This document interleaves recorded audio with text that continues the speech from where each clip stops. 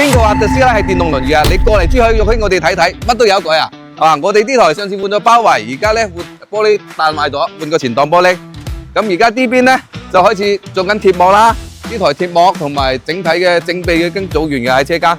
跟住我哋呢邊啦過嚟呢個改裝車間呢度睇睇。呢台咧就係裝電把手、電級門同埋個氛圍燈嘅，而家搞緊。咁呢台咧就係裝個貫穿式尾燈嘅。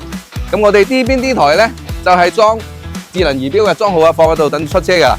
跟住我哋呢台咧係做我哋嘅3P 版嘅運動座椅，座椅已經拆咗落嚟啦。而家喺車間等緊進施工。咁我哋呢邊咧就呢台換緊摩打油啦，校緊底盤啦，同埋換咗個輪胎。而家換緊油，換緊摩打油。咁最後我哋呢台咧係側裙嗰度已經幫佢補翻個側裙撞爛咗，跟住咧換咗個雷達，聲壞咗。就算你唔改裝啦，我哋呢度有底膽維修啦，有貼膜啦，有隔熱膜啊，呢啲都可以滿足你嘅需求。